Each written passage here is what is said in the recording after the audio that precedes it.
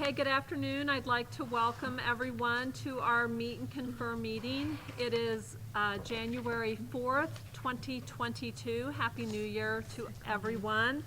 And it is 12:07, and I'd like to move that we call this meeting to order. Do I have a second?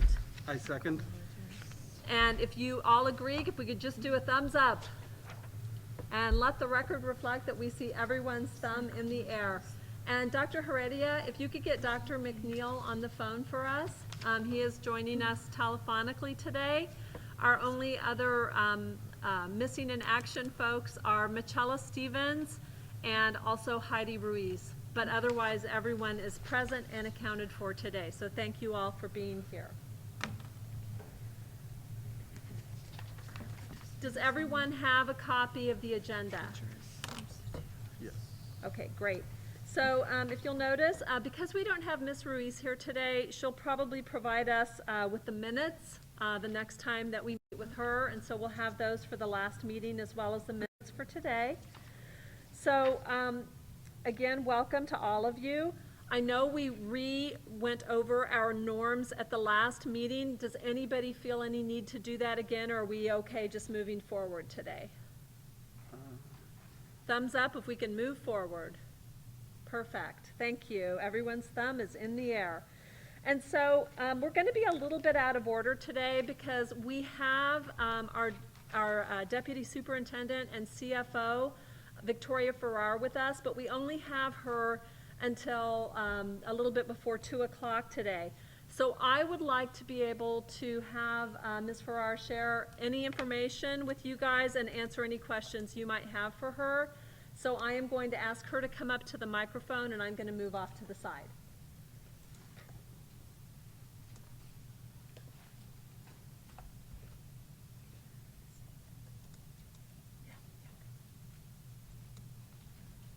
Okay, quick interruption by myself here. I do have a statement that I'm going to read before we get started.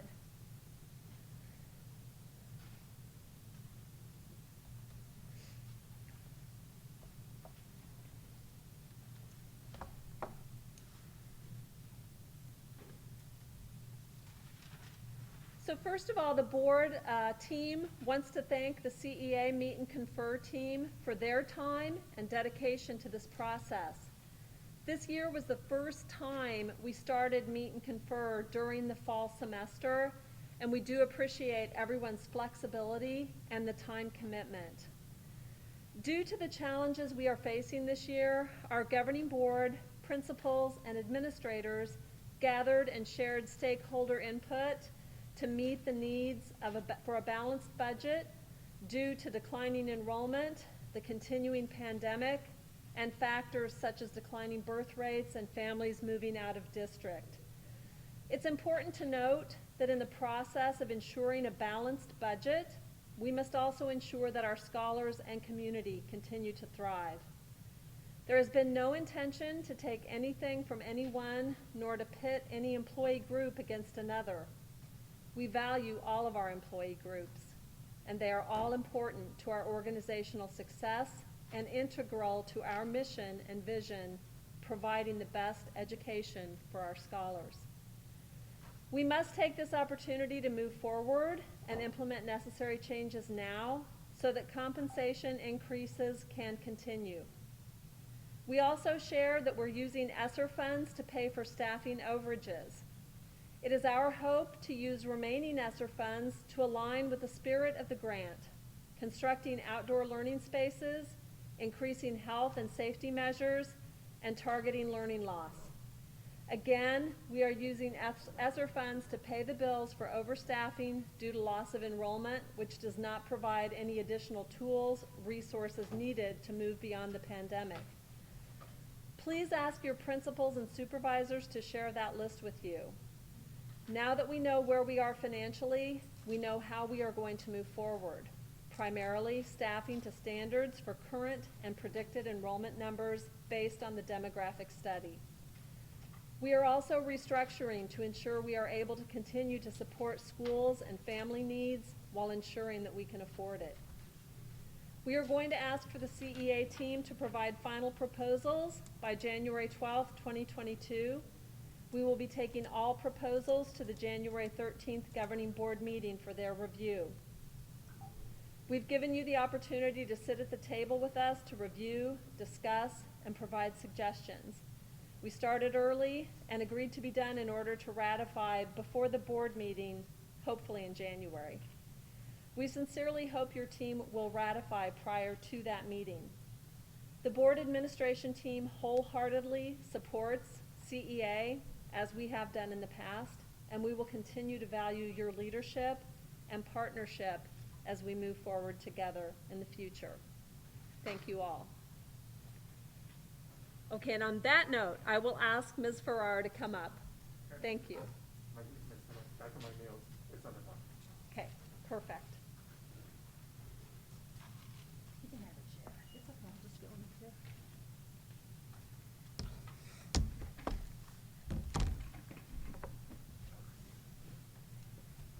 So yeah, I get to be in the hot seat. Thank you for inviting me to your meet and, I'm short here. There we go. Happens when we're short. Having me over to your Meet and Confer team meeting. Thank you. I see on the agenda that there aren't any specific financial questions that I can see on the actual agenda posted to board docs, but if you have anything that you would like to ask, I'm here. I'm yours for the next hour and a half. I have a question. Make sure you're using the microphone too, thank you. So when we say that we are, a lot of the money that we are down comes from staffing to higher student levels. I've heard it said that we're staffing at 17,000. I understand we report to the state that our ADM is between 14 and 15,000. We're actually at between 13 and 14,000. Kind of what are we actually staffing at where the majority of that 18 million would be attributed to? You're asking where those people are? Is that the specific No, I'm question? saying what level of students are we actually staffing at that would constitute such a large portion Oh, of the 18 million? 17,500. Okay, because Absolutely. when the report went to the state, it had the ADM that we were staffing at was between 14 and 15,000. Was that not accurate, or? Again, like I had stated before, you're doing things 2 years ahead. You're trying to do things 2 years ahead. So 17,500 enrollment is, 17,500 ADM is closer to about 18,500 actual enrollment. So when we're looking at the information in Synergy to exactly see where our scholars are, we have a whole team making sure that our data is accurate, that we're reconciling all of our differences with our data in Synergy and ADE's data in Synergy. There's a lot of work that goes in the background to make sure that as well as your needs for your students, whether it's special education needs or ELL needs, all of that data has to be accurate. So you're doing your best guesses based on what you think is going to happen. Now, I don't know when or if this district has ever done a demographic study. I don't know the answer to that. But what I can tell you is that now that we've done the work to make sure that we know exactly where we're going to be in the future and not overestimate, because what's happening? We've got tons of charters out there, and then we had a pandemic. So every time you bring a new charter school in, there goes 1,000 kids. Gone.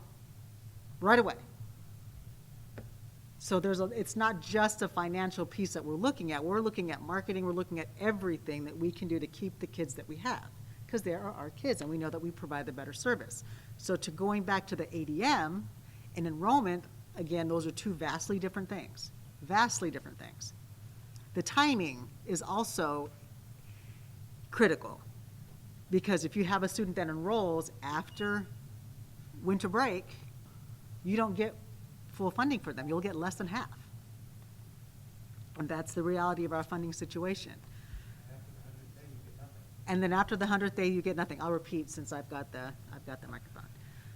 So So you're doing your best to project. You're doing your best. you're doing your best to be hopeful. You're doing your best to change programs to bring students or return the students that we've lost. So if we're staffing for about 17,000 and between 17,000 and 18,000 students, in theory, there should be classes that are, I mean, that's a bunch of kids spread Yeah, amongst the district. absolutely. There should be classes that are significantly lower, and I know that at Sunset, we're overflowing. Sunset doesn't have that issue. I just don't know that there's, I'm a psychologist, so I worked at multiple schools where I don't see that there's classes where, oh, like this teacher has 16 kids, or this one's just got 20, like, They're out there. It seems that most of the teachers are very close, and some are over the cap. So if we're staffing for 3,000 more kids, there should be a plethora of classes that are significantly below the cap in theory. They're out there, you just haven't seen them. Because I've seen the data, they're out there. Ms. Nash, you're an administrator. At Downs, do you have a lot of classes that are significantly, or all of your classes are below, or some that are significantly below? None, okay, she doesn't have a microphone, so if you could give her the microphone, that would be helpful.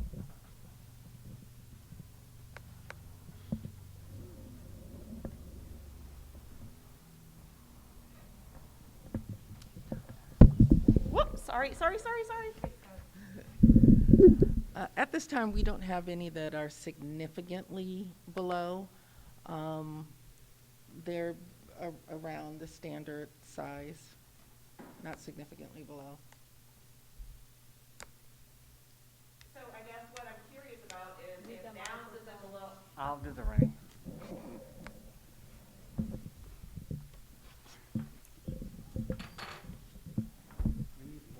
We do.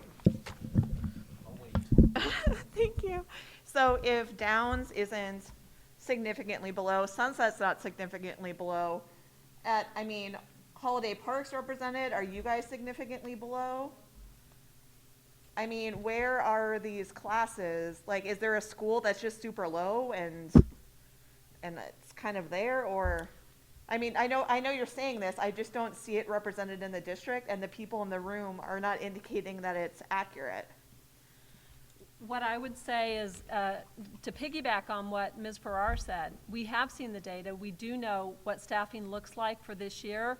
If anybody had the opportunity to see Dr. Lawler's message at the last, I believe it was the last governing board meeting, she talked about the fact that one of the things we did not look at after coming back from the year of online learning is we weren't looking at, okay, let's look at how class sizes are going to be. So when they staffed for school last year, they weren't changing anything. They didn't make any significant changes because, as Dr. Lawler indicated at the last board meeting, it was just the opportunity to get through what everybody had just been through without piling more and more on the plate. However, because of the demographic study that Ms. Farrar referenced, because of looking at class sizes, which Dr. Heredia, Mary Lou Chavez, and I do at least weekly, and looking at where we are, we realized that we weren't staffing to our own, even our class size standards, that the staffing was well above what it should be. Is it at every grade level, at every school? It is not. But I think, again, I would like to see us kind of, I feel like in some ways we keep trying to look for somebody to blame or not trust. And I think that's unfortunate. I'd like to see us move forward and make some good decisions so that moving forward we're taking care of everybody, our scholars, our staff, and our community. And so that would just be my 2 cents worth. Thank you. Well, I'm definitely not looking for someone to blame. It's just that when you say something and it hasn't been my experience, I like to find out, like, hey, you haven't experienced this because it's typically, this school, or to kind of explain where. And that's why I asked Ms. Nash because her school is very different than my school. It's a K-8, it's a different neighborhood, Holiday Park is very close to us, like, that's why, I'm not just trying to blame you, I'm just, it wasn't Again, representative of my experience. All of the information and part of the opening statement that Ms. Doyle just shared was your principals have all of this information. So they should be meeting with you. This is what's supposed to be happening. And I'm going to interrupt real quick, I'm so sorry. But staffing is coming up with your principals in the next 2 weeks. We'll be scheduling staffing with them, and I have asked them to hold off having certain discussions until they get their staffing from us. But that's literally coming up within the next 2 weeks. And so you'll get more information too when your principals come to you regarding staffing. Okay, Thank you. that'll work.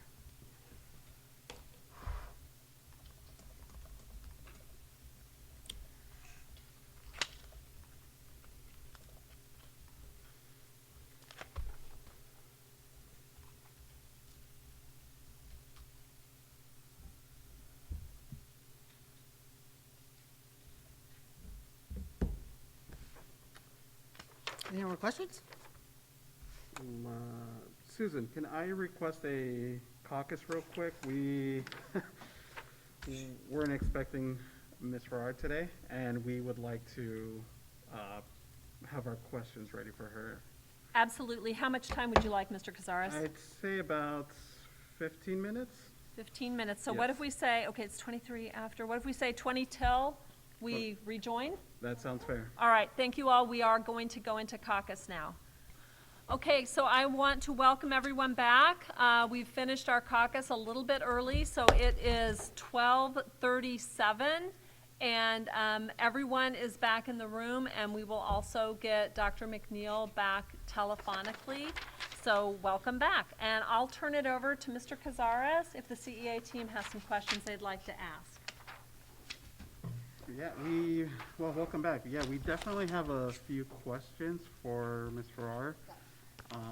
And I'm gonna go ahead and we're gonna start it off by passing the microphone back to, Ms. Barrera and Actually, I want to Ms. start Green. talking first. Okay. Okay, perfect. Thank you, sir. Thanks for doing this. Sure. Thank you for everyone for your time. Now that I've seen the notes, because I'm not on the Meet and Confer team, so I kind of don't know the conversations that happen during the meeting. I can watch on YouTube, but there are some sidebar conversations from my understanding, then more questions are asked. So now that I've been made up to speed on some of the questions, you asked about the 18 million. Where does the 18 million come from? I think that's the biggest question that we have right now. Where that came from is all of the positions in our accounting system. I take all of the open and filled positions, it's meaning open and filled or open and vacant, not closed, because those are done. Open and filled and open and vacant, and I say, okay, how many positions do we have that we are now financially obligating in our accounting system? That's where the reconciliation started.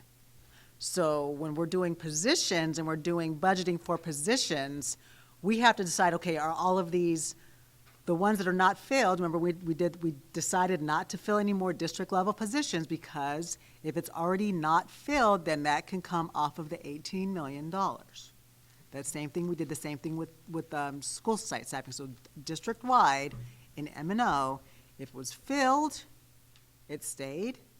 If it was vacant, there was a very strict review process that was required in order to fill that position.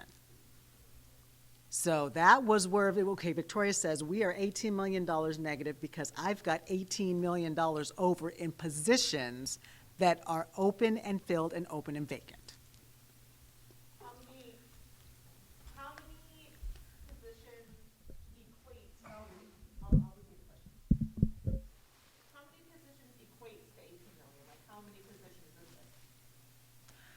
Typically, if you take an average of $60,000 per position. Oh, absolutely. So the question was, $18 million, how many positions does that equate to? My answer is, on average, every position, then this is average because we have, a wide range of staffing compensation levels. I'd say the average is $60,000 per position. So if I'm going to get my little calculator out here, because I'm not going to do that in my head.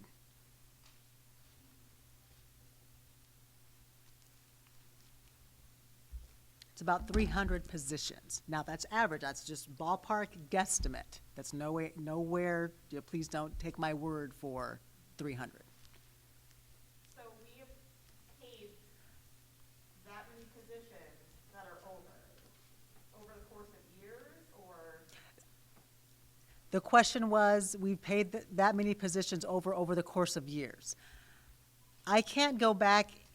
I have not done that analysis in prior years. So I couldn't accurately say if that's factual or not, because the standards that we're using now to fill vacant positions and fill existing positions is different than it had been in prior years. So that's not a question that I can answer.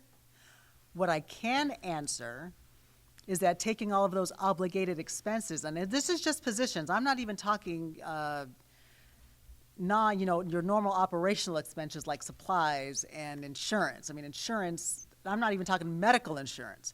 Just property insurance is massive, massive expense. So we're just talking positions in that 18 million. So when I did my baseline data pull, this is what I do. I average that cost out amongst all of the sites. So and again, Ms. Doyle will provide guidance to principals when it comes time to have those staffing discussions, but those presentations have been made. And that information will be out to you soon. But understand that I did a one-time snapshot of this is what we have right now. This is what has to be fixed moving forward. Now, in that analysis, when you do, here I am talking like a scientist. When you do data research, you don't even half the time know what the question's going to be, because where is the data going to take me? When I'm pulling the information, what is it telling me? I don't have a preconceived notion of what the data is going to tell me because I don't know what the data says when I'm doing this type of, just getting information. So in that, looking at every single piece that it's taken months, literally months of Victoria not sleeping to understand exactly what the information is telling me and how to match it to what the standards were. I didn't know what our staffing standards were, because that's normally in human resources function. I didn't know what staffing and sectioning was until I had to figure it out. I figured it out this year because I didn't know. That's not typically a CFO responsibility. That's HR's responsibility. But fortunately, I've got Miss Doyle here, and her team has been really instrumental in helping me learn that, because they are so closely correlated. So now if you ask Victoria, you need to do staffing and sectioning, Victoria can do staffing and sectioning. I don't know how many other CFOs in this valley will be able to tell you that. What I was able to determine was that, yes, we are severely overfunded in positions. That's obvious. You can't have $18 million in open and vacant positions in your accounting system and not be overstaffed. It just doesn't work that way.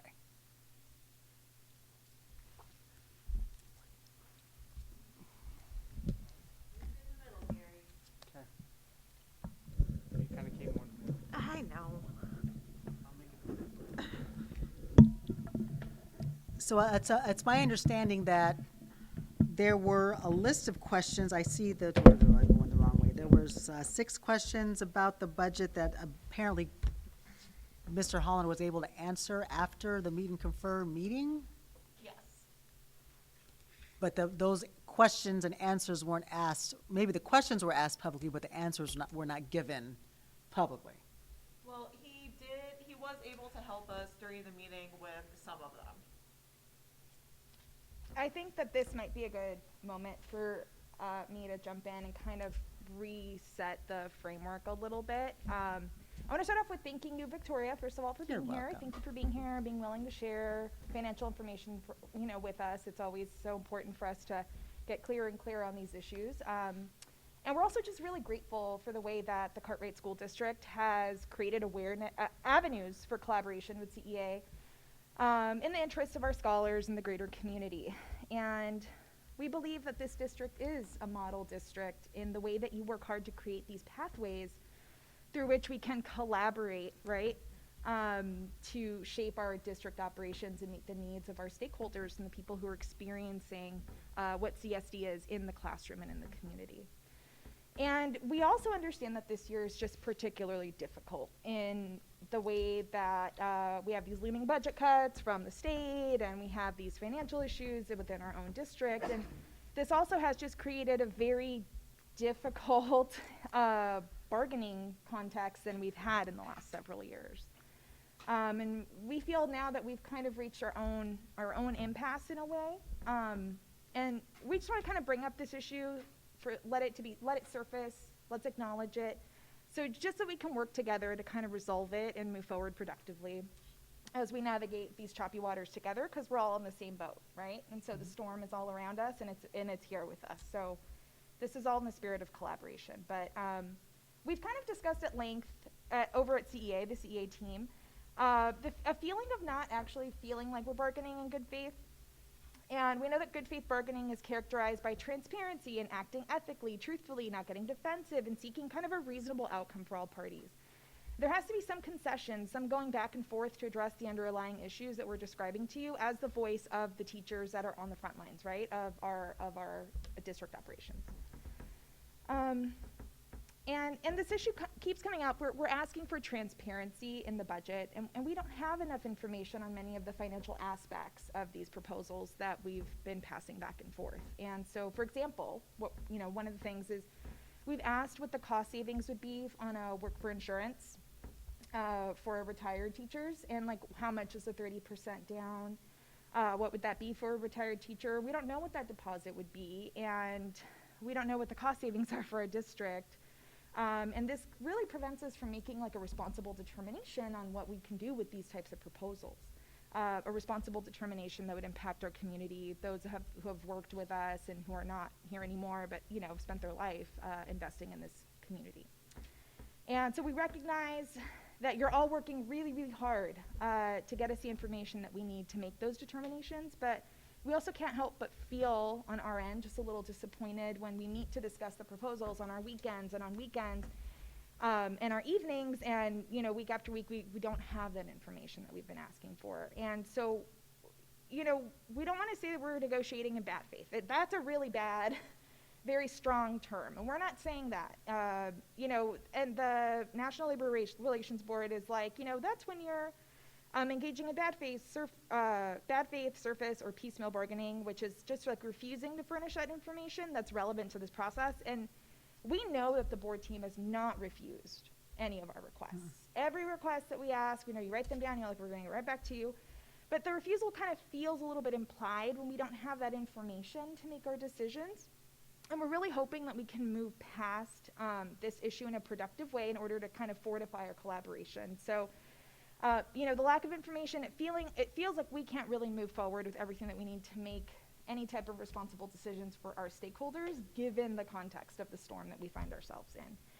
We do want to stay focused on this feedback cycle of going back and forth over this proposal, and really trying to address the underlying issues that the proposals are bringing to the table, right? Because there are, we've surveyed all of our Cartwright teachers, we've surveyed our ESPs, we have data for you. Like, this is so valuable for you in this work that we're all doing to make our community, our district, and our community better.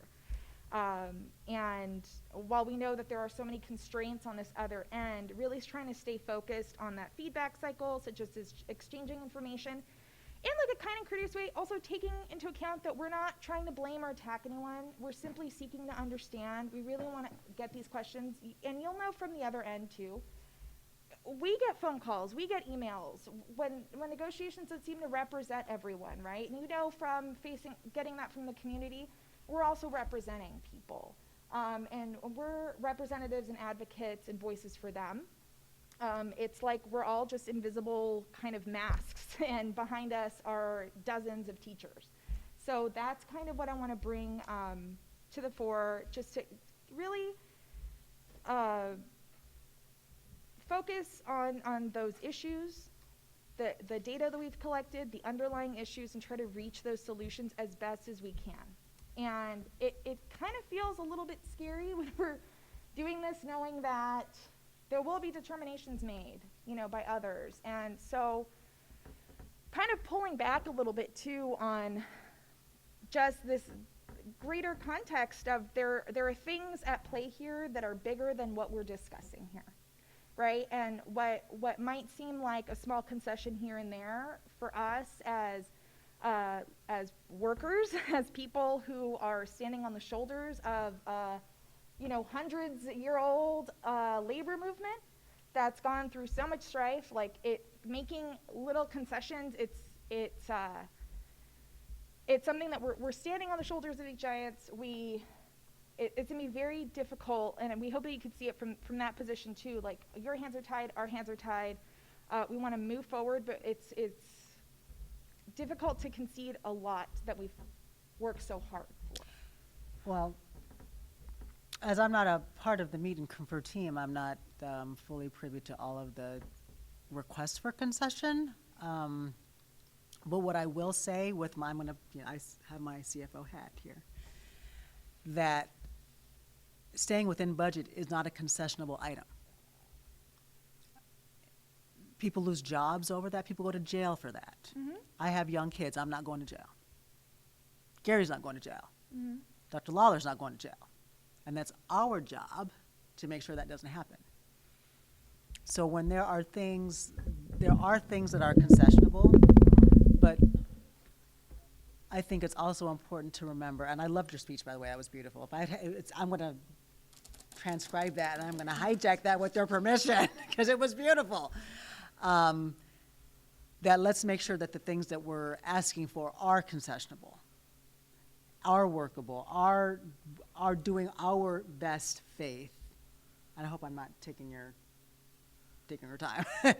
That are the best faith to make this a better environment for everybody. Mm-hmm. Not pitting anybody against each other, making it a good fit for everyone. Because if we're happy, our kiddos are happy. Our kiddos are happy, our kiddos are learning, and that's what we're here for. We're here to make sure that the kiddos learn. We're not here to take away things that there was a couple of heartbreaking comments about why are we buying furniture, because that's what the kids need. I don't even know why somebody would have said that, because that's what they deserve that. We can never lose sight of what they deserve. Well, and we Just make sure everything's concessionable. we definitely put the kids first, and that is a hallmark of education. But when we are sitting at the table, we have to put our members first. And it's our job to kind of come to an agreement between, and I know you're only here for another hour, so I want to prioritize going through the financial responses first. Are while these you're those here. 6 questions that you had referred to that were on that list, or are there more questions in the 6? No, these are in regards to our proposals. Got it, okay. Yes. Okay, so I'm late to the party. And then just to clarify, Susan, the second longevity is removed and we're back to responding to the first longevity proposal. Is that accurate? And then just for clarification, the stipends, is that, someone had originally said that that was going to be off the table. Is that on the table, or are we responding to that today? So, Okay, let me- first of all, on the longevity piece, Uh-huh. honestly, I'm fine with us just looking at whatever and talking about what we'd like to see happen. I don't Okay, care we if it's do the have a first one or the response, but second. I was just clarifying. Yeah, and then on the other piece you mentioned, the stipend, our recommendation remains the same, that we want to have a committee with CEA representation we're not doing anything with stipends this year, but we Okay. want to have a committee to look at that for next year, because if memory serves, we're spending like over $6 million a year on stipends, and I just think people need to be aware of what we're spending money on stipends for, and I would like a committee to have some input into what we think is necessary. and what perhaps is not necessary, and if there's somebody that should be getting something that they're not getting. Sure. And so that's our recommendation on the stipend piece. Okay, I just didn't know if we needed to respond directly to the one that was presented, but we'll set that aside with an understanding that it will be addressed via committee, yes? Yes. Perfect. Okay, If anything, we'll draft a memo of understanding to move forward with the committees for stipends. Thank you. okay. Alex, I have the financial ones. You want me to just go? Yes, please. Okay. So, the CEA proposed change to teachers as substitutes, was responded to by the district as they were not increasing from the 25 to the 35. We are countering with a proposed change to $30 per scheduled class period per hour for certified staff who cover substitute duty when a regular substitute is not available. And that's the totality of that response. We want to see the increase in teachers as substitute pay, not tutor pay, as many teachers are losing their prep because of the substitute retention crisis. CEA believes increasing the pay to $30 demonstrates to teachers that the district values their commitment to students, and they have more expertise than subs.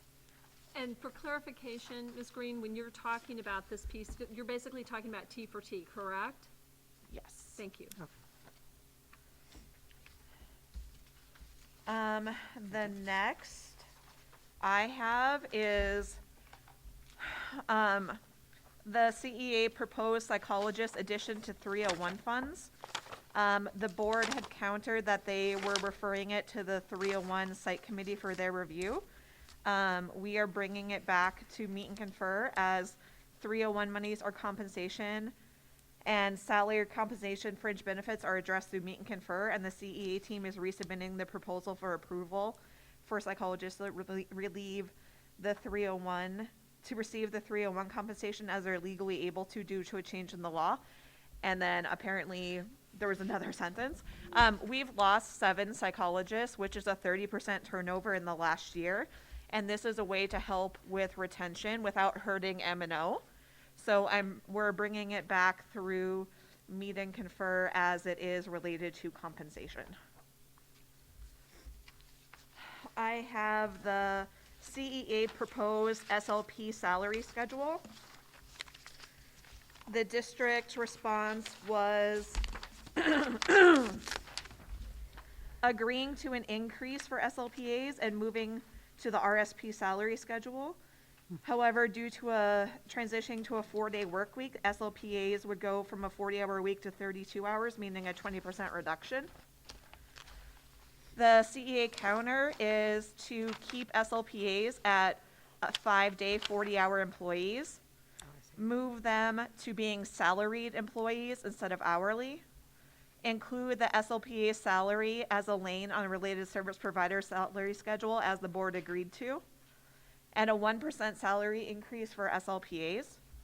The rationale is to be an SLPA, you have to have an associate's degree or higher to work in the state of Arizona. They have to have a current license through the Department of Health Services, just like SLPs and other related service providers. In order to maintain their license, they have to have minimum of 20 CEU hours within the 2-year renewal period. However, they get no compensation from the district for certificates, CEUs, or endorsements like teachers do. They pay for their own subscriptions, research-based materials, and supplies to help support our scholar success. As SLPAs, they are not only expected to implement each therapy session, they're responsible for planning the lessons, preparing the materials for the students, which range in age, ability, and cover a variety of communication goals. They collect data and maintain SOAP notes for each student, as well as complete Medicaid billing, which does bring in reimbursement from the government to the district. So they're bringing in income. They perform student assessments for their supervisors when asked to do so, and they do quarterly progress reports for their caseload. Other duties include filing paperwork and maintaining student files. They organize and manage their speech rooms. They're expected to attend IEP meetings, perform morning and afternoon duty on campuses, and participate in school-wide activities. Since the district has switched to a 4-day schedule for our scholars, it leaves SLPAs with very little time to attend to any of those tasks, Monday through Thursday. And Fridays give us the opportunity to complete paperwork, do Medicaid billing, lesson plans, prep materials. If the district changes SLPAs to a 4-day schedule, it will not be in the best interest of our students.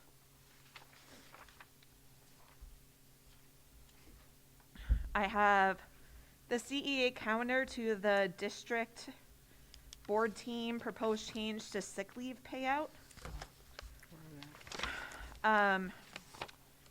We have changed the people over 10 years who wish to continue to save sick days through their retirement date may do so with the understanding that they have the right to be paid out at 80% when they retire. This is a one-time offer. And communicated in writing to Human Resources by May 13th, 2022. No exceptions or no extensions. Anyone that does not make their choice will be paid out. All teachers that resign from the district at the end of the 21-22 school year will receive their sick leave payout at 100%, as was negotiated in the 21-22 handbook, which is still being applied to the school year. We propose that all payout for employees is in July of 2022 at the current substitute pay. And then the tiered payout would be staff hired on or before 6/30/25 would be paid out at 100%. Staff that have been in Cartwright for 10 to 17 years would be paid out at 90%. Staff between 5 and 9 years at 80%. And staff between new hires and 4 years would be paid out at 70%. So a teacher that's a teacher that is terminated by retirement shall be compensated for their accumulated sick leave at the current substitute teacher's base pay of the concurrent fiscal year for each day of accumulated sick leave. If the employee has 10 years or more of service, the sick days may be cashed out at 80% of the daily substitute. The rationale is changing the current sick leave payout system in the middle of the year violates the handbook, as stated under page 4, section N. We believe that the new payout options that we propose are fair and equitable to both the district and the certified employees of Cartwright School District. We also believe that paying out employees who resign this school year at 100% will properly fulfill the contract that the employees agreed to when they initially signed. And the rationale for paying out in July, it is a new fiscal year. And if we are starting the school year 1 week later, a payout in July may give teachers some needed financial boost because budgeting gets tight at the end of July. So if they get paid out in July, they'll have a little extra money in the summer for an extra long summer. I also have the CEA counter to the board proposed change the longevity program. The only change that we put in is that employees employed on or before the 2008-2009 school year. The rationale for the change is that basically the district recruited, and some employees even say that they promised longevity after the cutoff date. So it's not fair to kind of take it away from them when it's something that they were recruited on. So we are okay with all of it, and we propose to change the eligibility date to those employed on or before the 2008-2009 school year. That was not in here. We don't have that one. Yeah, that one, we're still tidying up the language. We had Okay. our original copy became corrupt. Okay. So, and I only noticed this after it was printed. So you'll just give it to us later on? We'll give it to you, Why we'll am I saying have it ready for you for the next meeting. Okay, that's perfect. No, stay here, because Why am I- you're gonna get more questions. Okay. Okay, thank you. And also, Alex, if you want, if you guys get it ready before the next meeting, you can put it in our shared folder too. Okay, Okay? Definitely. Just let us know. we'll do. Once Okay. we have it in the folder, I will send you an email. Thank you. Mhm. And those are the financial ones that I have. Do you have any more? That's, the only other one I have left would be, actually, we didn't print this one out because we had some, we were still waiting for responses from our members, but it is the sick leave payout for, ESPs. And that one we will. That's not printed out either, No, right? yeah, we're still okay, waiting, we're all right. still waiting for responses from our members, that's why it's not ready yet. Okay. But we will have that one ready for the next meeting as well. Okay. Other than that, I think those are all of our proposals involved with, monetary. And then Susan, do you guys want to get together and talk about and respond to those? Or I do you, would- do I'd you want us like to to- present them all? Yeah, I would like to talk to the team about it. I'm also concerned because I know we only have Victoria until about, 1:45, so I just want to make sure that if we don't have questions for Victoria, but I also wanted to address something Mix Barrera said earlier, and that was about, I do know that there are things with financial considerations, but there are also some things where we found out some legal considerations. And so, for example, the work for insurance, we found out we're not allowed to do that. That was on legal advice from our attorney. We're not allowed to provide that, and so that wasn't just a way of like, saving money. That was a way to say, okay, how can we continue to honor our retirees, because we do want to honor them, but we have to make sure that they're actually paying for the insurance, but giving it to them at our cost is much cheaper. And if anybody's ever looked into this, I can tell you, it's cheaper than you can get through SEI, it's cheaper than you can get ASRS. through ASRS, Department of Ed, you name it. And so we were just trying to find a way to continue to honor them and their commitment to the district. I can't tell you, Mix Barrera, off the top of my head, what that cost is. I don't know. And maybe Ms. Farrar could give you a ballpark. I don't know that either. But I will tell you this. One of the things we also said is, because some people were like, awesome, I love this. I don't even want to sub. I just want to get my insurance. And other people were like, you know what? If I still sub, can I use my sub money to pay for my insurance? And we're like, of course. Yeah. And so we tried to be very flexible. We also have to follow the law there. So I just wanted to clarify, that was one of those points where the attorney was saying, hey, you guys can't do that. So that was one of those situations where we were just trying to find a way to continue to support our retirees. Thank And you, I'm Susan. sorry. Go I ahead. just said thank you. Okay. I do have the rationale in regards to our counter for the ESP sick leave payout. It's similar to the certified one. Let me read it out for you. Changing the current sick leave payout system in the middle of the year violates the handbook as stated under page 4, section N. We believe that the new payout options are fair and equitable to both the district and the certified ESP employees of the Cartwright School District. We also believe that paying out employees who resign this year at 100% will properly fulfill the contract the employee has agreed to when they initially signed. The suggested payout increase is to align the current payout amounts with the minimum wage standards. The current payout amounts listed in the handbook are below minimum wage. The district's suggested payout amounts are well below minimum wage, and we do not believe that they are ethical. For example, payout amounts for those years of service 0 through 9 years, 25% of $75 equates to about $2.34 an hour. CEA suggested payouts will correct this unethical underpayment.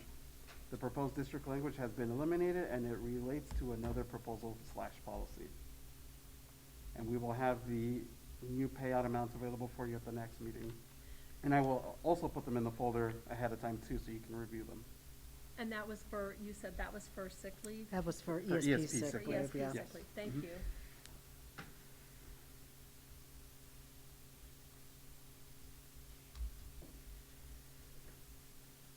I know that it would be beneficial for us to be able to caucus and discuss some things, but again, before we do that, is there other information that Ms. Farrar could provide you guys some responses to?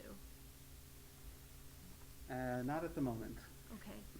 I wanted to, I spoke with Mr. Holland while we were in caucus, and I do have a couple of items that I would like to address based on the list of questions that was brought up at the prior meeting. Okay. Okay, I can't see you and my phone with my glasses, so I'm going to be doing this. It's okay.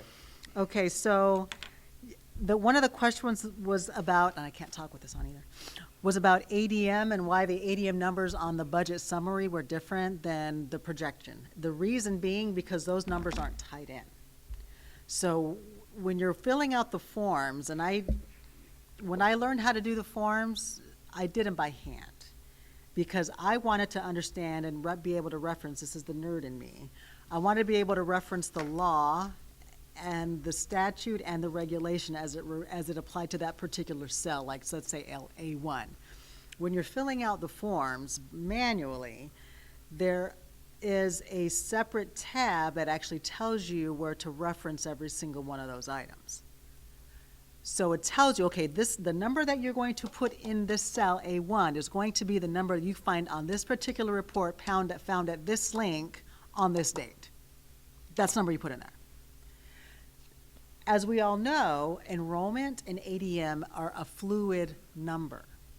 So when you're doing those you're working on the forms. We're just talking about the forms. When you're working on the forms for your adopted and your proposed, well, your proposed comes first. Your proposed is due, I want to say in June, the adopted is due by the 5th of July or something like that. So you have, those two budgets have to be identical. There can't be any change between one and the other, even if you have updated information. The reason being, that is a taxation budget. So you're putting your proposed out to make sure that you've got everybody that wants to know or can ask to know, where can I find this report? You're doing a proposed budget, you're discussing it, you're not adopting it yet, you're just putting it out there so people can review it and ask questions, so when you go to adopt it, it's exactly the same and they've had their questions answered. There's a reason, there's a whole process for that. Now, when you revise, sometimes you're forced to revise in December, sometimes you can wait until May. Those numbers, again, DeSel's going to tell you this is where you pull that number from, even though we're on current year funding. So these forms were created when we were on prior year funding. So it didn't matter if your ADM changed from April to August to December. It didn't care. Nobody cared because you were pulling your 100th day ADM from the prior school year, and that was the number that you used. Now, since 2011, I might have my years off, maybe for the past 8 to 10 years, we've been on current year funding. The forms have not changed. You've still got some components of the prior year counts woven into the budgets for the current year. They're not consistent. And then now I'm going to go back and we're going to talk about the ADM on the summary. Excuse me, get that out of there. Going to the summary, going to your page 2, which is where your M&O budget is. Those numbers that you're putting in on the ADM have nothing to do with anything else on the budget. They're not doing anything. They're just there as a static figure. There's no calculation based on nothing. Your calculations are not part of the forms. The calculation is happening on a separate tab in that workbook. So that's a static number. When you're looking at your FTEs, one of the questions referenced FTEs on page 1 and page 6. Well, now you see exactly where it doesn't, on page 6, your FTEs aren't separated by function. I can't look at page 6 and say, okay, that's X amount of teachers, as like I could on page 1 and say, okay, that's a regular ed teacher. When I can separate that out and I can look at FTEs based on function and program code. Because I've got those memorized. I know that program 200 special ed, 100 is regular ed. 1,000 is teachers. 2100 is going to be your specialist. Page 6 is not broken down that way. None of your federal grants are broken down that way because you can go to and anybody can do this, you can go to ADE's website and pull that detail for the grants. That's in a separate section of their website that's not on the forms.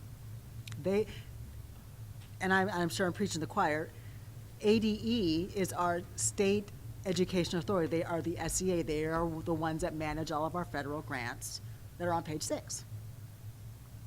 Your level of detail will be different. there were questions on budget balance carry forward. Where does that come from? I believe Mr. Holland did answer this, but it wasn't on the record, so I'm going to answer it on the record. That's money in M&O from the prior year that was budgeted that didn't get spent. I will also reiterate what he expressed that he stated, that you have to have a certain amount of money in carry forward, or else the Auditor General is going to come looking at you with a microscope. They have what's called a risk assessment. I believe that he showed you where you can go to find this information on their website. Again, public information, anybody can go to the Auditor General's website and look at our classroom spending report and say, okay, this is this district's financial risk, and it's low because, or high because, or moderate because. They do that for every public school district in the state. They do not do that for charter schools.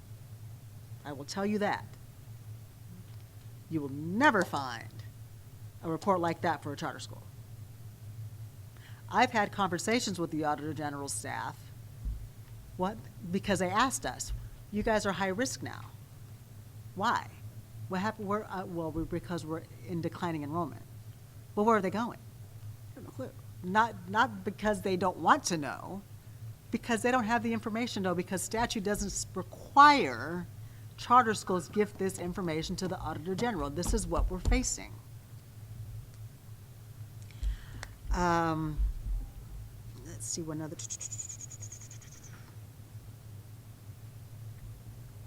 ESSER funds, Dr. Etheridge, I want to say maybe at the October, could have been September, one of these fall board meetings, did a presentation on exactly how we have all of our ESSER funds allocated. Again, that's on board docs, publicly available.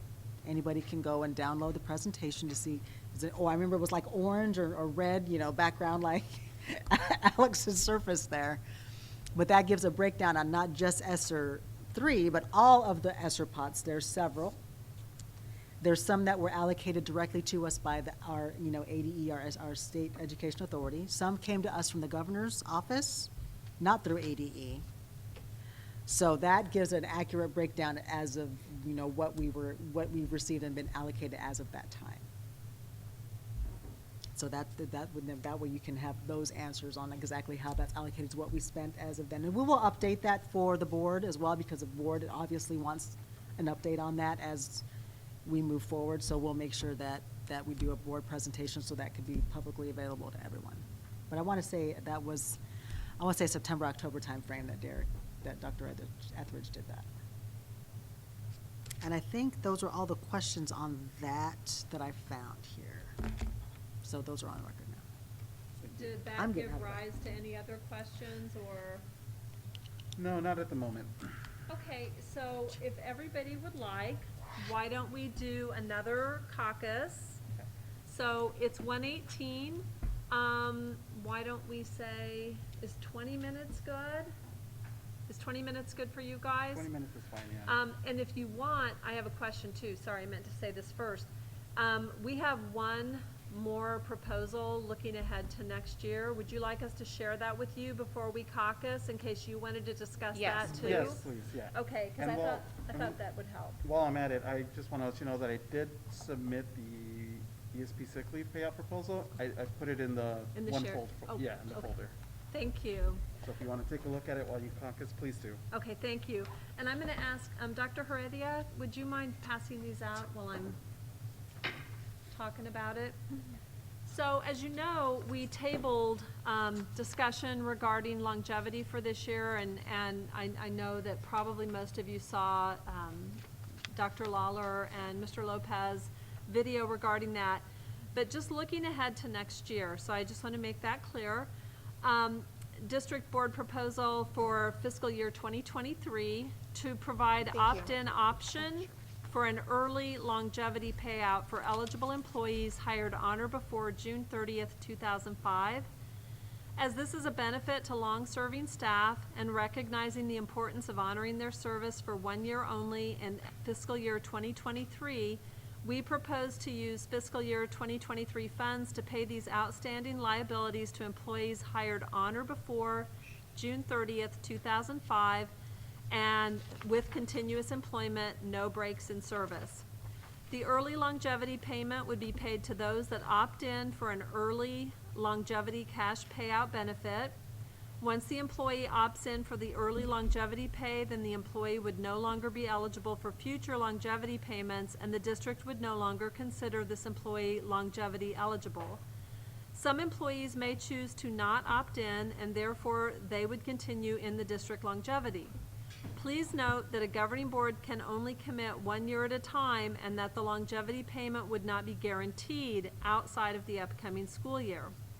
Eligible employees are those that have continuous employment with no break in service, employment, and hired on or after June 30th, 2005. An employee who is in their 25th year during fiscal year 23 would not be eligible for the December payment and would fall into item one and two. So the longevity proposed payout, end of the 25th year, 22-23, at 29%. Not in the 25th year, but meets all the qualifications for longevity, hired on or before June 30th, 2005, with continuous employment and no breaks in service, and must not have taken part in the district's previous retirement program, 29%. So if you'll notice too, they include the current language and then the proposed language moving forward. And it just talks about the logistics of how that would be, how that would happen. Again, it would be at 29%. To qualify, you have to have the 25 years of continuous employment with no breaks, and you must have been hired on or before June 30th, 2005. It would happen in 2 equal payments to help out with, of course, the tax piece, as well as the Arizona State retirement system. And the first payment would be received in December of the 26th year. That would be 14.5% of the year pay. And the second, based on the 25th year pay for a total of 29%, would be paid when the employee leaves the district as part of a severance agreement to satisfy the ASRS rule of not allowing an increase of more than 30% during the last 5 years. And so that's basically the proposal. Again, this is for fiscal year 2023. And so that way, when we caucus, you guys would have the opportunity to look over that carefully. Okay. So it is currently 123. Why don't we come back? Is 145 good for everybody? We come back at 145? Awesome. Okay, we will go ahead and caucus until 1:45. Thank you all. So we are back from caucus. We went a little longer with agreement on both sides. It is 2:05 p.m. and we are back together again. So thank you for the opportunity to read over some of the information that you had shared. I'm going to go back to the agenda and make sure I'm not forgetting anything. We do have more proposals to share that aren't financial, just so Okay, you. perfect. So why don't we go ahead and go back to that? Because we actually were glancing through some of them and we didn't know if you were going to talk about them. So we'll go ahead and turn it back over to the CEA team to share the non-financial proposals. All right, so the CEA response to change contract date to professional day. So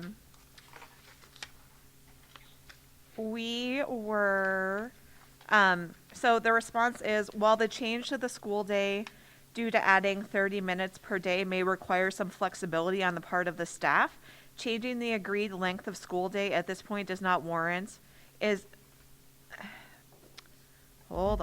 changing the contract day to professional day is not warranted due to a lack of demonstrated need. We do not have any data supporting that a change is needed. Staff require a structured contract day in order to protect their ability to have a second job, protect their family time, and protect against burnout. This proposal perpetuates inequities and responsibilities site to site outside of the standard contract. While one site or school may offer 6 community building events per year outside of standard contract time, another site may offer 3. If in the future there's a demonstrated need, this issue may be brought back through Meet and Confer in order to come up with a standard expectation for events that require attendance outside of standard contract time, with additional events that are strongly encouraged but not mandatory or count against professional responsibilities. The next one I have is early dismissal. The CEA proposal is that the district will enact early dismissal on the Thursday of parent-teacher conference week. K-6 schools will release at 11:15 a.m. and K-8 and middle schools will release at 12 a.m. We did not put preschool release times because their schedule is wonky and we don't have access to it, so they would figure theirs out.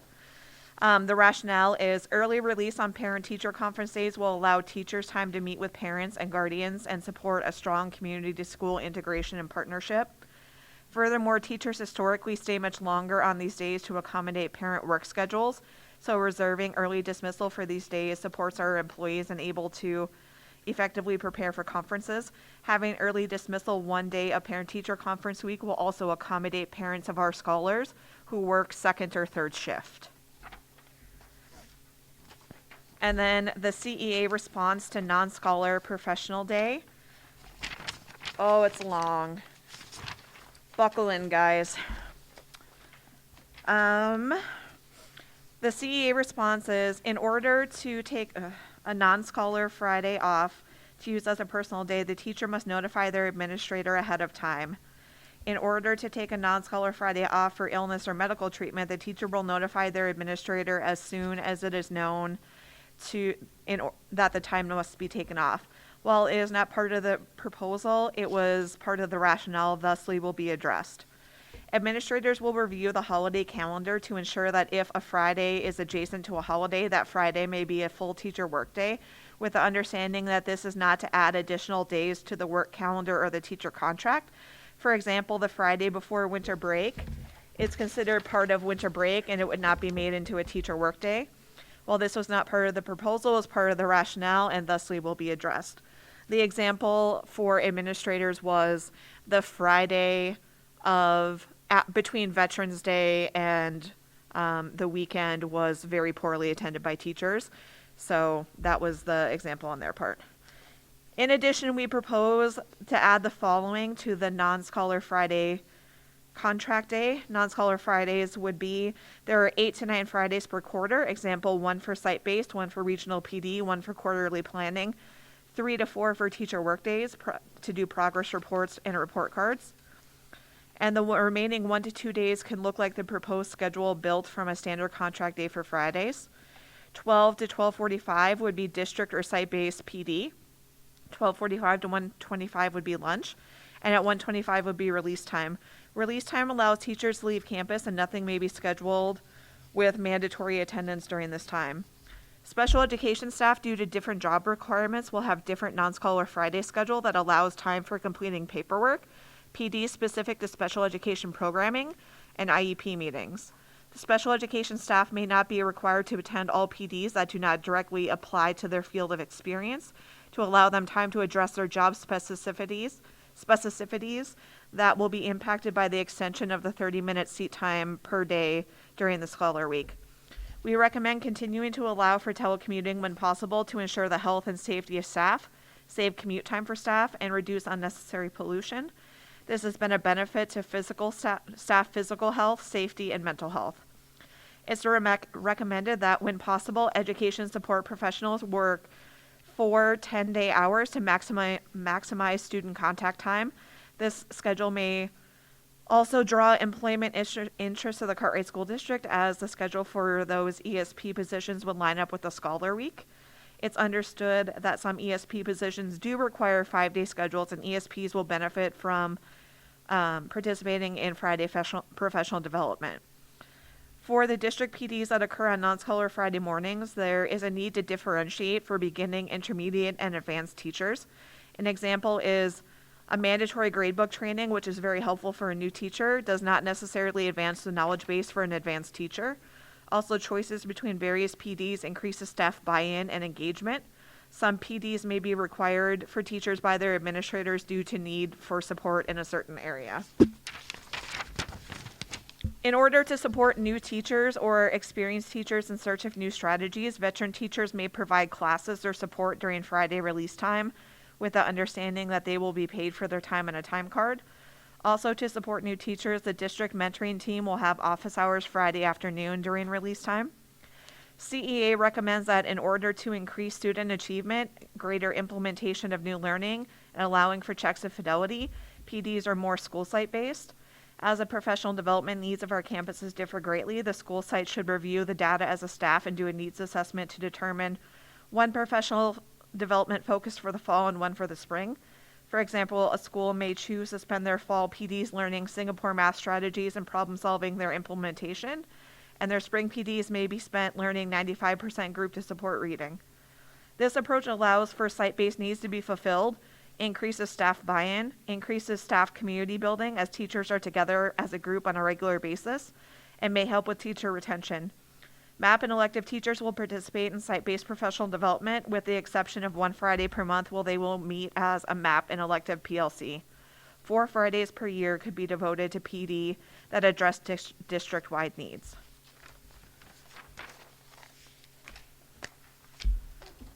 Whew, Is that all you had? that's all I had. Do you Okay. have any? Andrea, if you'd like to go. Oh, next, yes. please. I do have a couple, thank you. Okay, so these luckily will be brief responses. So the first is the proposed changes to our, these are not the ones I'm reading. Still brief. The first is our proposed change to eliminating the existing job sharing agreement. So the district proposed to eliminate job sharing because of the Affordable Care Act requirements to offer standard benefits to all employees. It's just not, it's cost prohibitive to offer health insurance to both employees. So our counter here is to show that we understand those American Care Act requirements for health insurance. Does make it difficult to provide job sharings, but we do believe that the option to share a position is beneficial for some of our employees who need the flexibility that that would offer. So we're wondering if we can go ahead and offer job sharing with the caveat of having a healthcare waiver that would help employees, get the benefit of job sharing without incurring that prohibitive cost on the district.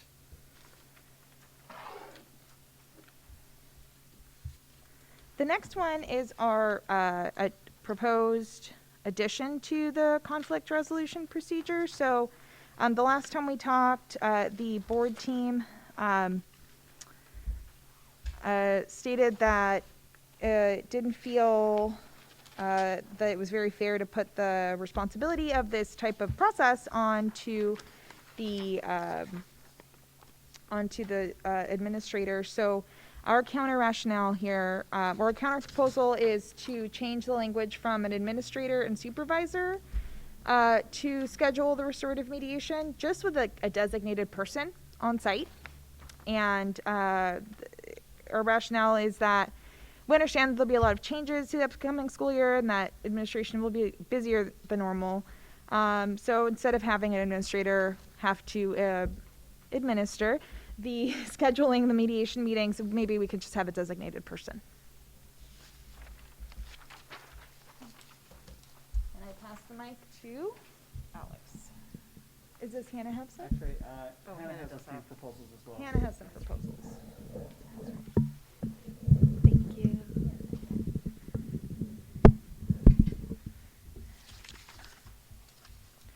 Okay, so I'm gonna do the CEA counterproposal to the changes to the certified contract. The changes that we made after your response was we changed or we added the teacher has undergone the non-discrimination / equal opportunity complaint process as outlined in the staff handbook section AC, but continues to experience harassment / discrimination in the workplace.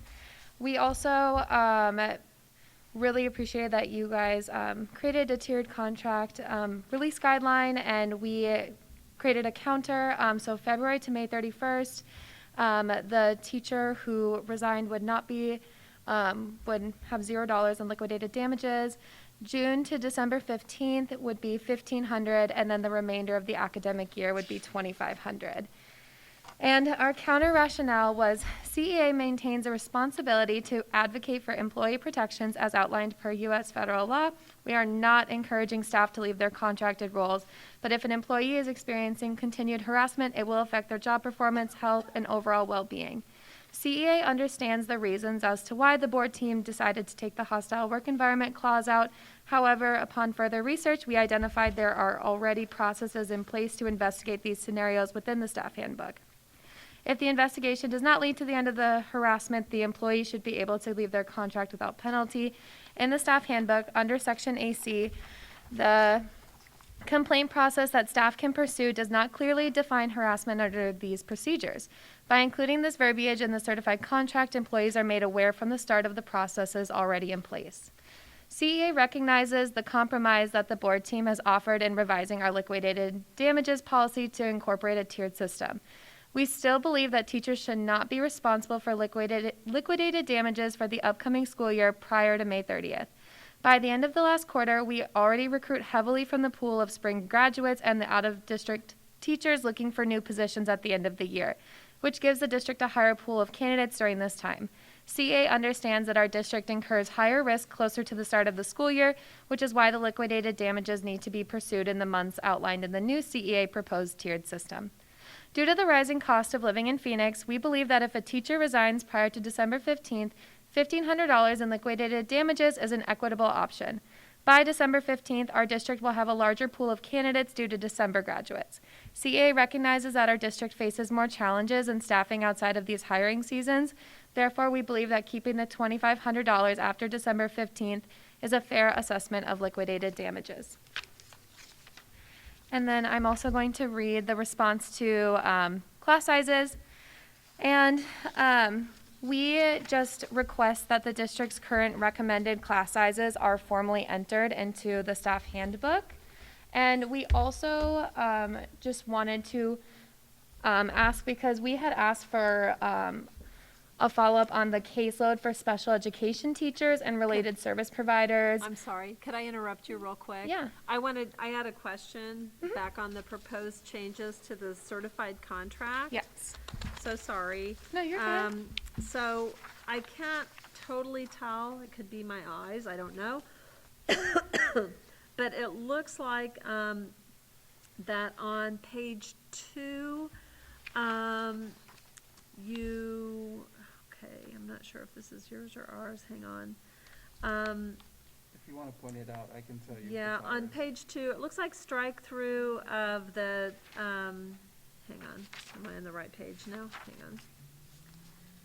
I guess I'll just ask you, because I'm not sure where I saw it, but it looks like you're striking through Human Resources Department may ask for documentation regarding teacher relocating with a spouse or family member.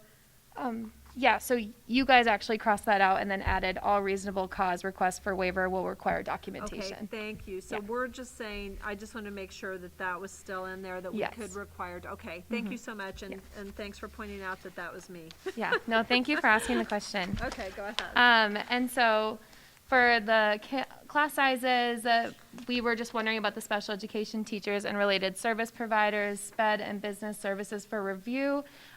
We just wanted to know if like the class sizes will be updated and added to the handbook, and what you all were thinking for class sizes for our special education services. So that was our follow-up questions, and then we just wanted these class sizes to be entered into the handbook.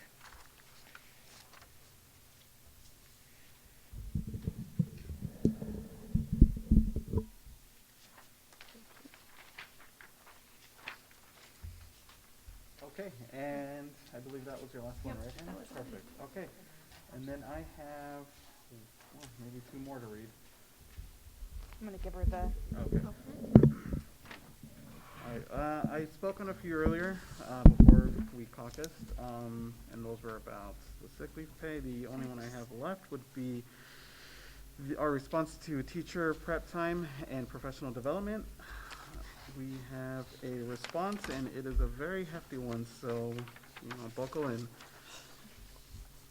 In order to take a non-Scholar Friday off to use as a personal day, the teacher must notify their administrator ahead of time.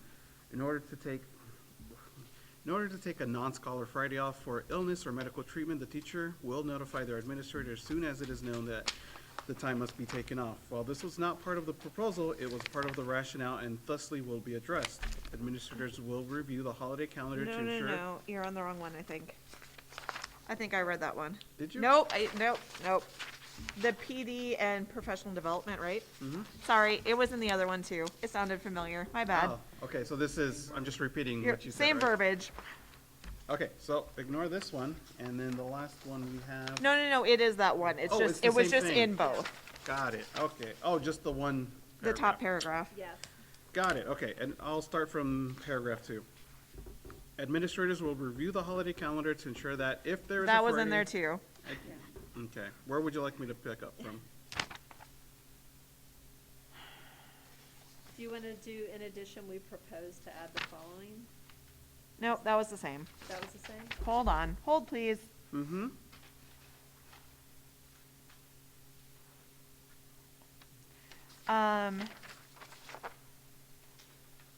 Page 3, Mm-hmm. prep time has been allotted for Fridays, is what's new. So Because next to these the last proposals paragraph. covered a lot of the same ground, this one just adds, this is all about PD and then adding in the prep, so the prep stuff is new. And that's down here at the bottom, PEP correct? 3, yes. Okay. Page 3, second paragraph from the bottom until the end, please. Alrighty. Prep time that has been prep time that has been allotted for Fridays are actually deconstructed teacher workdays that CEA negotiated for, but allowed to be broken over multiple Fridays to allow for schedule flexibility.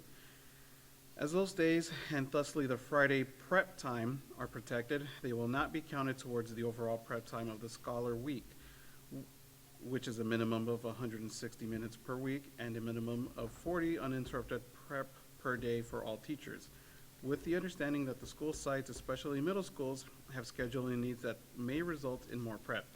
This continued prep allotment will also keep the schools from having to rework schedule for specials. Sites have varying schedules, needs, and therefore may have slightly varied prep time amounts. While equity is always the goal, some flexibility due to site placement may be needed. The lowest acceptable amount of daily protected prep is 40 minutes. Any additional prep time due to scheduling issues is a benefit allotted to middle schools or schools with 7-8 grades in their differing needs. Due to the non-scholar Friday release time of 1:15 p.m., removing Friday prep time that was originally a deconstructed teacher workday negotiated by CEA, it is recommended to return the original CEA negotiated teacher workdays, in parentheses, 10 days at 4,000 minutes to take place before report cards, and rotate through the district PDs, quarterly planning, and site-based meetings. It is recommended that the district office meet with administrators when completing the schedule to determine where site-based days fall to best meet their site's needs. And then I have 2 things to respond to and then questions so we can do our final response. In regards to the RIF rubric response, you guys had indicated that it might be good to create a completely separate document for non-teaching professionals to have their own RIF rubric. So we're going to create an MOU of understanding, a memorandum of understanding that next year that will be completed. We are very excited to accept the district's response to the counselor and cells. We're very excited to offer them some additional stipends to show how we value their expertise and their licensure. So that's something that we will be signing off on. And the information we need to adequately respond to the retired teachers getting subbing for insurance is if you can clarify how it is not like how it violates the law, like what parts need to be addressed, and then what the 30% down, like the 30% payment would be. So just so our people know. And I don't know if Gary can answer you now, but Gary, would you know on our proposal for our retirees to participate in our district insurance and pay for that. Do you know what the cost would be to a typical retiree to participate in our insurance? Okay, so you could find that out for us and perhaps put it in the shared folder or email it to everybody? Okay, thank We you. are going to meet on Saturday. Can we get it prior to end of day Friday? Okay. And as far as, and your other part of the question was, why is that problematic? And the issue is we can't allow people to work for a benefit that we provide our current employees. It's like, I don't think he said it was a gift of public funds, but it was something similar along that line, and so I can get clarification for that. Yeah. But I very clearly do know he said directly to me it was problematic for us to do that. And we were just exploring opportunities to still be able to provide our retirees with insurance, because we all know that's a huge expense for people. If you retire before you're eligible, you know, for perhaps Medicare, or if you don't have a spouse that can cover you, it's big time. And so I do know that we were told that if we were allowed to give it to them at our cost, at district cost for our current employees, it would be a lot cheaper than any other option out there. But I don't pretend to know the amount, because I don't. So hopefully Gary can get that for us. Okay, thank you.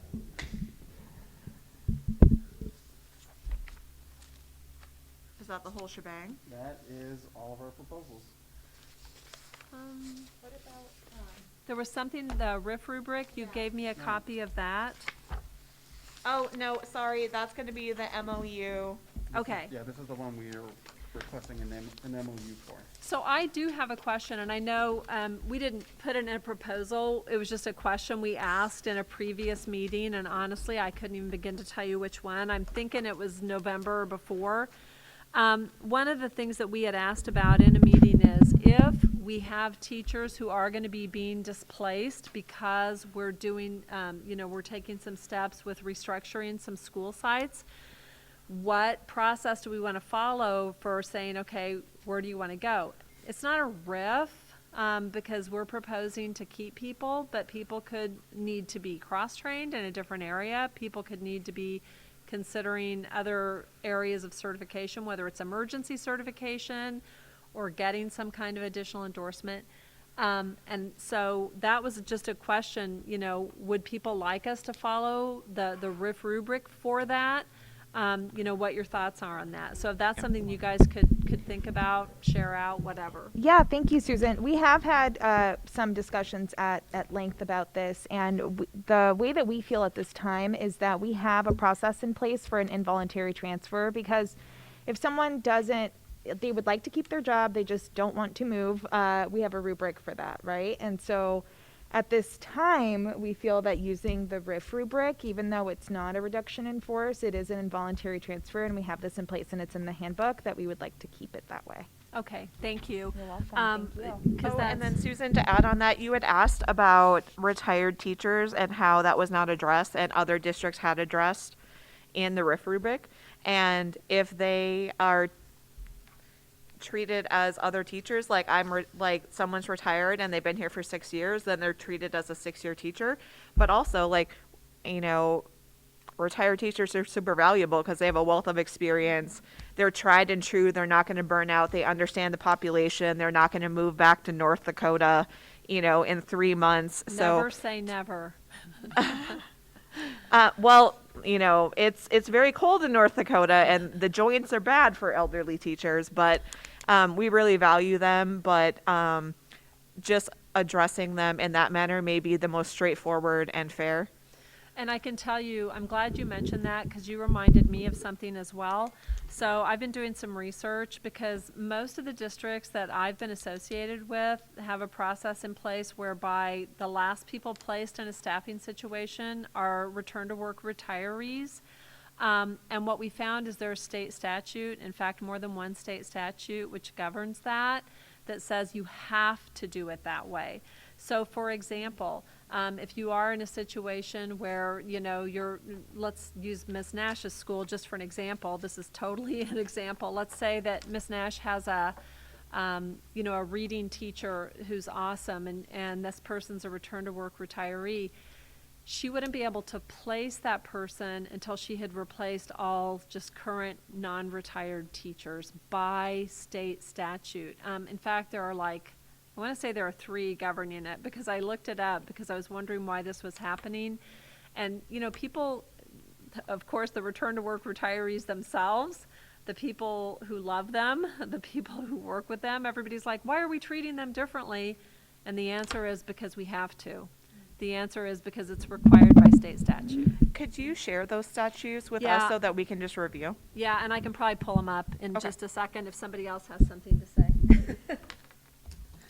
I do, but if you're gonna be busy, I can wait until you're done. It's mostly just in regards to the timeline of this additional meeting. This is just, we added this meeting for more additional work and questions, right? Yes, And we're still on track for our next meeting on the 12th. correct. And we'd still like to have all of this ratified before the January 27th board meeting, correct? My understanding, what I've been told, is the governing board is going to be asked to make some decisions. And honestly, I don't know if they're going to feel compelled to make those decisions at the next board meeting next week or the following board meeting. I think input from us is helpful in what they're doing, but I would say specifically by the end of January, I think they need to make decisions. I don't want to speak for them, but that would be my guess, that would be the absolute latest. But I don't want to say to people, oh yeah, they're not going to decide anything on January 13th, because I'm not on the governing board. So I don't want to say that either. Well, and I think that if we have our last meeting the Wednesday and then the board meeting's Thursday, our members absolutely have to ratify, and that does take a little bit of time, but also we should have at least a general idea of the direction we're going, whether if they ratify or if they don't, we'll have option A or option B. So they should have some pretty good clarification one way or the other, I hope. Right.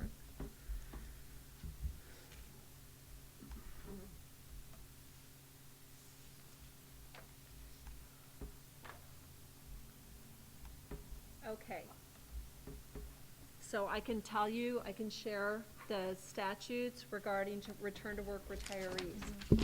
I hope everybody can hear me okay. Pursuant to ARS 38-76601,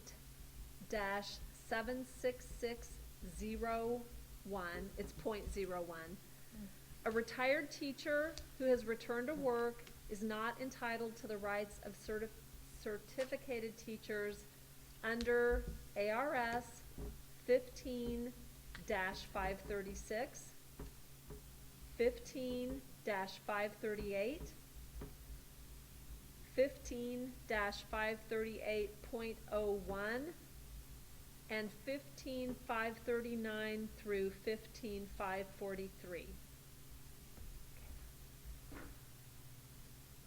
I know that's a lot. Do you need me to repeat it? Got it? Okay. So then we'll respond to that one after we review it next week. Okay. All right. From the CEA team or the board team, any questions, any clarifications? Let's see what our time check is. We're doing really well on our time. It's 2:35. If you guys want to take some time to work in our teams a little bit and come back together, we can absolutely do that. Or if we have discussion that needs to take place, we can do that. Are we signing off on any proposals today? I know Amy mentioned that there's one we would like to sign off on. Sorry, which one is that? The counselor's SEL proposal for salary, you guys had indicated that the stipends were accepted with the exception of one. Right. So we could, yes, we could sign off on that today. Okay, yeah, we'll do that, we'll do that once we come back from caucusing, just so I can have it ready. Okay, so as I said, okay, it's 2:36 now. Siri's trying to talk to me. Why don't we say, do you guys want to come back in an hour? Sure. Yeah. Does that work for everybody? Okay. Do you feel like you'll have answers to, like, we'll have answers today, or? I don't know if I feel like we'll have answers today. Okay. Do you, would you prefer, as opposed to coming back together, would you prefer to just breaking up into our groups, adjourning, and meeting up for next Wednesday? Because I know next Wednesday is our last scheduled meeting from 4 to 6. Can we caucus for 5 minutes? Absolutely. Okay. Okay, caucus for 5 minutes, and we'll get back together. Let's say 2:45. It's 2:37, we'll be back at 2:45. Thank you. Okay, and we are back. It's 2:46, and I am going to turn it over to Mr. Cazares to see if you guys have other information, questions. Yeah, we do have a few clarifying questions. I know Ms. Barrera has one, so I'm gonna let her ask hers first. Okay. Thank you. Yeah, so when we first sat down at noon, we heard you say, Ms. Doyle, that we were going to, we're a little bit confused about the timeline and the ratification for next week. What we heard was that hoping that we can ratify by the 12th so that we can bring the proposals to the board on the 13th.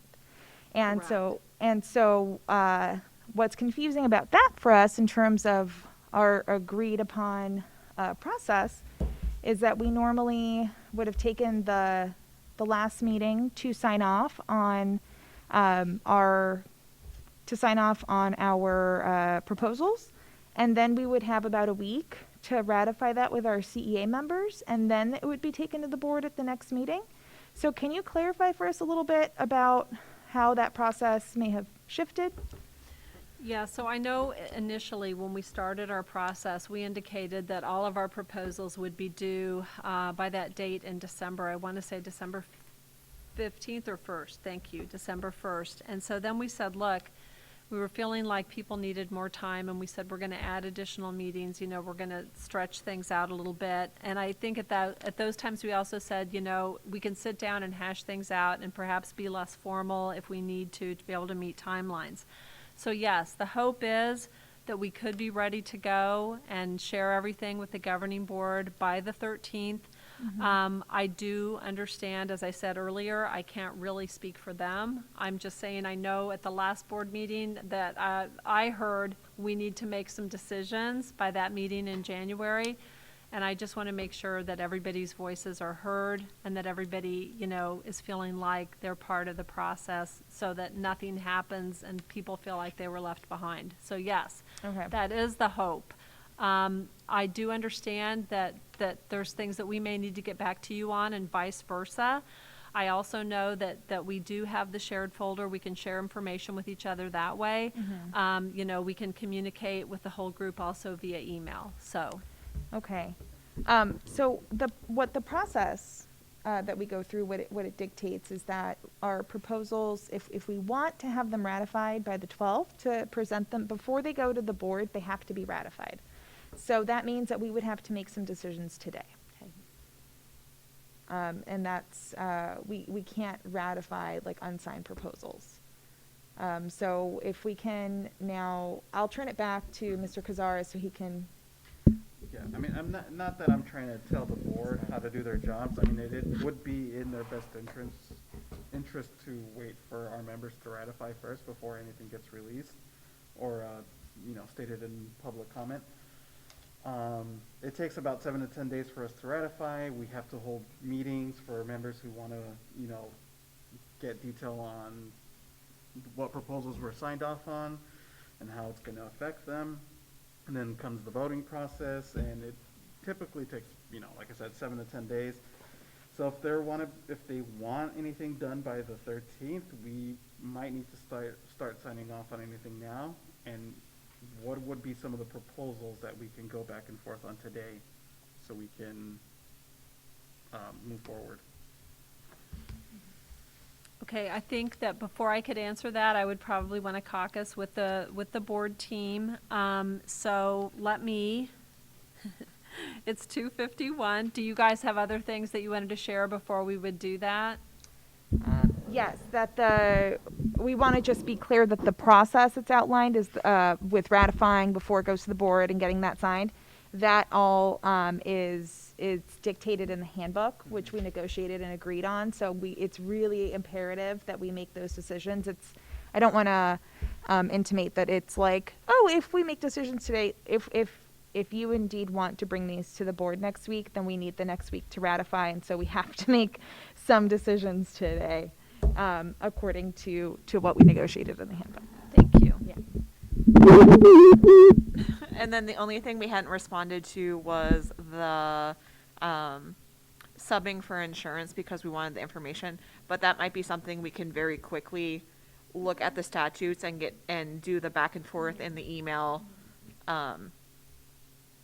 today, tomorrow, soon, so we can get that wrapped up. The other ones are just the MOUs that we need to write up, and that's less involved. Right. Okay.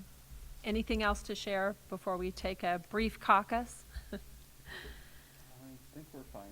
Okay, so it's 2:52, and why don't we just take like 10, 15 minutes, okay? All right, thank you. Thank you. Okay, so thank you all. We are back. It is 3:06. And so, we've been talking about kind of the various things we've talked about here, as well as the process. And I think that our goal should be that when we meet next Wednesday, that basically at that point, we have responses to each other on both sides, and then we can decide, hey, this is what we can sign off on today, or, wherever we are at that point. But I think at least by next Wednesday, we should plan on making decisions, based on everything that everybody's brought forward, and just making some decisions so that you guys can do what you need to do to get things ratified, so that we're ready to go by the last board meeting in January. Would you be open to working on proposals that same day if needed? Yeah. Going back and forth? Yeah, we could do Okay. that. And I will tell you this too. I think it's going to be important, at the board meeting on the 13th. It's going to be important, because they always ask for updates for where we are, and maybe we could tell them, at that point, this is where we are right now. And even though they're not going to make a decision about that then, we could let them know kind of where we are and what's happening when we give them that update on that board meeting. We So can let them know that, I suggest maybe that, now that everything is done, we are gonna start ratifying with our members, and we should have a response for them by the next board meeting. that's good too. I think that's helpful to them, because I think, at least they know, oh, look, they're moving forward, and I think that's helpful. And again, like I said, I never like to speak for other people, but I just think if they see, hey, this is we're progressing here, that's helpful too. Agreed. Okay, and so we do know our next meeting, as I said, is our regular one, and that's on a Wednesday, and so that's 4 to 6, and that should be back in the boardroom, so we should be able to be streaming live too, which I know people prefer to the taped piece. Somebody was playing one of our meetings the other day, and I'm like, I really don't want to hear myself talking, and I know I don't want to see myself on video, so thank you so much. But anyway, other questions, other topics for discussion, anything we should share together as a group? As I said, we talked about, we still have time left. We have, a good 50 minutes left. That if that time could be best spent in our teams working on stuff, then we could do that as well. It's up to what everybody wants to do. Are there any proposals that we can go back and forth on now that your team feels like we can discuss? Are any of them available? Well, in much the same way that you guys share information with the people in CEA, we share information with leadership too. And so, I know that we always have suggestions and we have ideas, but we also get input.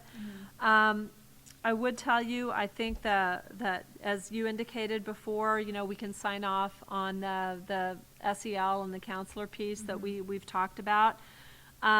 Utilizing the involuntary transfer process that is spelled out in policy under the RIF rubric. If people are displaced, I think we can agree to do that. I would want to look more at some of these other areas.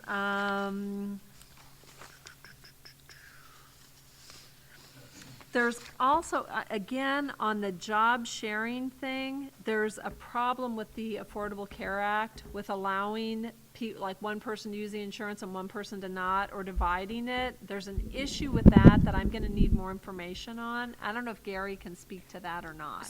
Okay. So we put in there that both people would waive. That they would both have to So there would be waive? no health insurance, so Okay. there would be no splitting. It would Okay. just, they would both have to waive it, so that would bypass the problem. Okay, yeah, because that could also be, I thought I was seeing something that wasn't struck through, and it probably was.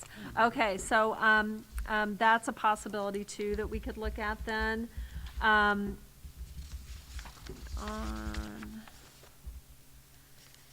resolution procedures. Oh, I have a question. On the proposal for the conflict resolution, when you talk about a designated person, my question is, does this person have to have specialized or specific training to be able to do this? And my other concern, because I don't want anybody to get, and don't get me wrong, I'm not saying that this is typical, but I always tend to go to worst case scenario. And so if we have somebody that just like can't get along with anyone and they're constantly bringing these up, I worry about the constraints on people's time, taking them away from things they ought to really be doing instead, and or is this person qualified to do this, and how do we know that? That's an excellent question, and our minds also go to that as well. And we know that our district is moving more toward using restorative practices with students, and it's so much deeper than a practice shift. It's a mindset shift, and that's the type of shift that you really have to have at all levels of an organization in order for it to really be effective when you're moving from punishment to restoration. So one, if this is after, if you're having a conflict with your colleague and, hey, I really didn't like when you told me this, that didn't feel great, and the colleague is not receiving that really well, the person who's bringing up the restorative process is something that they would like to engage in. It's an invitation for the other person to kind of get rid of that tension, so you just hear each other out and then let it go instead of allowing it to build up and more resentments to build up, just like you might do with two students who aren't getting along in a classroom, right? So the designated person would just be the person who's going to schedule this mediation. Then the person who would receive the paperwork, I really would like to have a restorative process with so-and-so. This is what happened. Can you schedule it? Yes, we think that it should be a designated person at each site, but we do have a lot of our RTABs who are already being trained in restorative circles and processes with students, and it's the same process it's just conflicts amongst humans. So, we're thinking, hey, since we're moving this way with our students and resolving those conflicts, why not have a similar or the same process for our adults at our campuses and really see how that might fundamentally shift the climate and culture at some of our campuses. So. Do you think this is something that the RTIBs would be willing to take on? Or maybe the counselors. Because I Or don't the know, I mean, counselors. I doubt that there could be additional compensation for something like this. Right. So it would it's up for question. So Okay. we would want to ask counselors, psychologists, RTIBs, who's willing, or even just a teacher who's, I'm really good at doing restorative process. I'm willing to do this for my colleague. Okay, so that's something just to think about. Yeah. Hannah? And I just want to add that conflict between employees is already taking up leaders' times, and I had said that Holiday Park is kind of already started doing something similar to this, and we don't really have a designated person, but when there's issues within teams and stuff like that, that is already taking up time in more ways than just that person. It's taking up team time. It's taking up leadership time. And I really liked what Andrea said about it doesn't necessarily have to be a counselor. Like the person that's doing it at my school is not a counselor or an RITB, but she is a leader at our school. And it's just someone that everyone trusts and was pretty much already going to anyways. So then it just kind of turned into, well, hey, like, let's have these restorative meetings and just a process to it. And it's been really helpful, just because people have a better understanding of, like, I know I can go to this person and that they're going to help me through this meeting. And I think, if you wanted more information, like what Holiday Park is doing is pretty similar. It's just not as official. We're not filling out a form per se, but yeah, I just wanted to add that. Thank you. Yeah, I think that's definitely something, worth exploring then. Okay.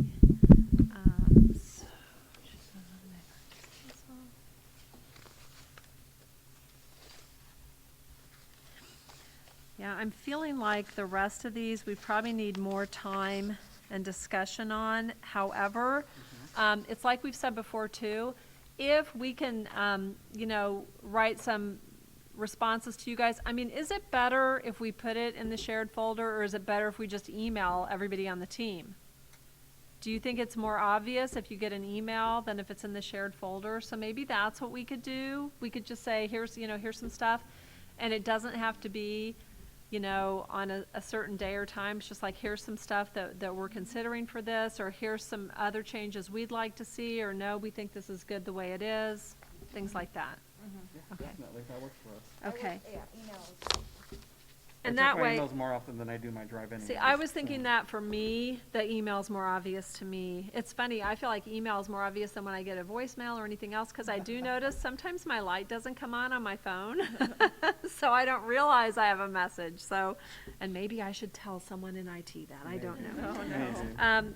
But yeah, so I do think it's just email. It's so easy to get. You can be in a meeting and see your email too pop up on your phone, even though we shouldn't be multitasking. I get that, so I know.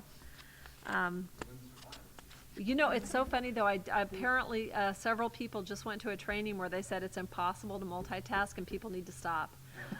Seriously, they said it really isn't possible, and I get it. Have you ever, you're watching TV or something and you look at an email and then you just realized you missed 20 minutes of whatever you were watching on TV because you were engrossed in the email. So I know. Okay. Okay, yeah, I think everything else we're probably going to need to do some work on, and then just, share with one another as we go. And I know you guys said you're meeting this weekend and stuff like that. So to me, as we have information on stuff, we just send it back and forth, and we can try to do that. And I know everyone is so busy. I know that. I know it's the first week back at school. I know we also have people dealing, with the ongoing pandemic issues that we're all dealing with, and, we're all impacted by that, whether it's us personally or whether it's people we work with or people we know, and so I get it.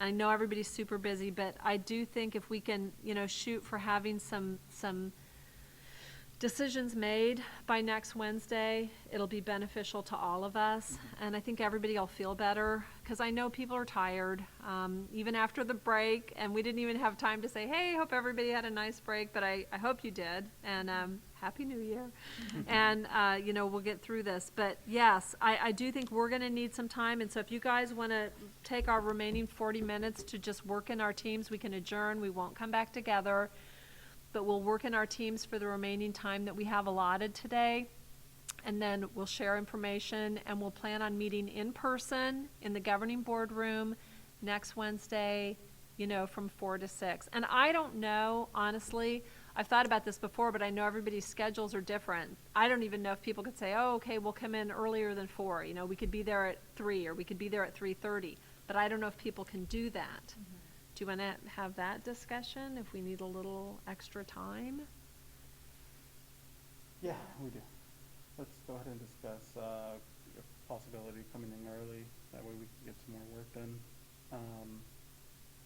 I know Hannah and she's on contract hours, so I think the earliest she can come in is what, 3:30? School, the kids will leave at 2:30, but I get contracted until 3:30. Right. So. Do you think, would that be something where we could say, because it's school business, they would let you come over? I don't want to speak for my principal. Right. No, I but understand. Maybe. Yeah. I can ask her.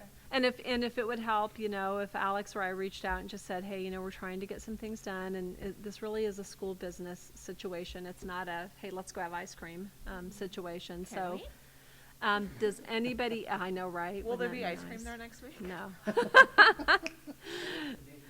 Oh, that's right. We were supposed to sing to you, Gary. We were supposed to sing, and I'm not going to because I'm the only one with the mic, and I'll be the one everyone hears. So I'll sing to you after. Okay, that Gary, will see. I They're am nice. also a Capricorn. That's why we are kindred. So could we say as early as 3, or what do you think? Provisional with Hannah? Yeah, and if I have to show up a little late, I think that would be okay, if she's okay with that. But yeah, I can reach out to my principal and see what she's okay with, when I get back. I think it'd be provisional for me too, because I also work at a site after school, so, I can also come late. I don't wanna hold everyone back or the whole process back. And that's fine. It's perfectly fine if you guys can't get here exactly at 3, but board team, could we shoot for being here at 3 o'clock on Wednesday? And we could provisionally say 3 to 6, and if you guys can't get here exactly at 3, don't stress it. I'm comfortable with that.